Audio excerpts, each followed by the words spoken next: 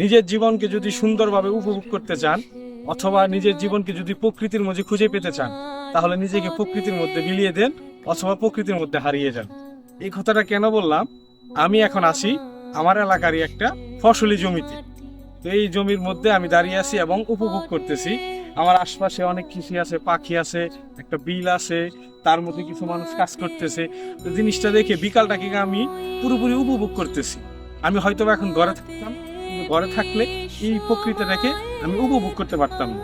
অথবা এই যে একটা বিকেল, সূর্য অস্ত অস্ত যায়, এই সময়টাকে আমি পুরোপুরি উপভোগ করতে পারতাম না। এখন আমি যে জায়গায় দাঁড়িয়ে আছি সেই জায়গা থেকে আমি আমার নিজেকে পুরোপুরি ফ্রিডম ফিল করতেছি এবং আমি আমার নিজেকে খুশিতে হারিয়ে দিচ্ছি বা সুখের সাগরে ভাসিয়ে দিচ্ছি। আমি এখন যেই জায়গায় আছি হয়তো বা খালি চোখে বা ফোন দিয়ে আপনারা তেমন কিছু বুঝতে পারতেছেন না, কিন্তু যদি সশরীরে এই জায়গায় আপনি থাকতেন হয়তো বা আমার মনের মধ্যে বা আমার বুকের মধ্যে যে একটা খুশি ফুটতেছে এটা আপনারা উপভোগ করতে পারতেন। ঠিক বিকালবেলা আমি আর আমার সাথে আমার ক্যামেরাম্যান আছে এই জায়গায়। তো আমরা প্রকৃতিকে দেখতেছি, উপভোগ করতেছি। ওই জায়গায় মাছরাঙ্গা নদী থেকে মাছ ধরতেছি। জিনিসটা দেখতে একটা নস্টালজিয়া ফিল দিতেছে। হয়তো আপনাকে আমি বলে বোঝাতে পারতেছি না, কিন্তু এই জায়গায় যখন আপনি নিজ থাকবেন তখন বুঝবেন আসলে প্রকৃতি কত সুন্দর। আমার চারপাশে হাঁটু সমান ধান ক্ষেত। এই ধানের যে শিশির, ছোট ছোট শিশির বিন্দু, ছোট ছোট কুয়াশার ফোঁটা, এই জিনিসগুলা ফিল করতেছি, উপভোগ করতেছি। যে জিনিসগুলা একজন প্রকৃতি প্রেমিককে আরো প্রকৃতির দিকে ঠেলে দেয়। হয়তোবা এটা এখন সন্ধ্যার সময়, কিন্তু জীবনের সবচেয়ে মূল্যবান সময়।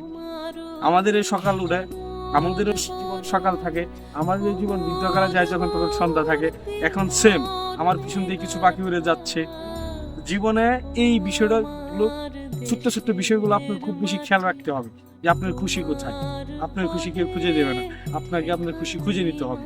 ব্যস্ততা জীবন থেকে বের হয়ে নিজেকে একটু সময় দিতে হবে।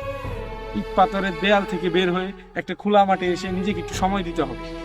প্রকৃতি প্রেমী হন, প্রকৃতি আপনাকে কোনোদিনও লস দিবে না। প্রকৃতি আপনাকে পুরো প্রকৃতিকে উপভোগ করার মতো একটা শান্তি দিবে, একটা শৃঙ্খলা দিবে, একটা আনন্দ দিবে।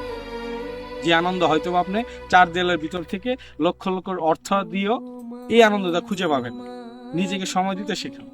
আজ বাদে কাল হয়তো আল্লাহ আপনাকে উপরে নিয়ে যাবে। তখন গিয়ে কি বলবেন যে আমি সকাল 6টা থেকে রাত 9টা পর্যন্ত ডিউটিতে ব্যস্ত ছিলাম? নিজের জীবনকে আপনি কি উপভোগ করতে দিয়েছেন? নিজের জীবনকে আপনি কি দিয়েছেন? সবসময় টাকা থাকলেই মানুষ সুখে থাকে না। কিছু কিছু সময় নিজেকে প্রকৃতির মধ্যে বিলিয়ে দিতে হয়।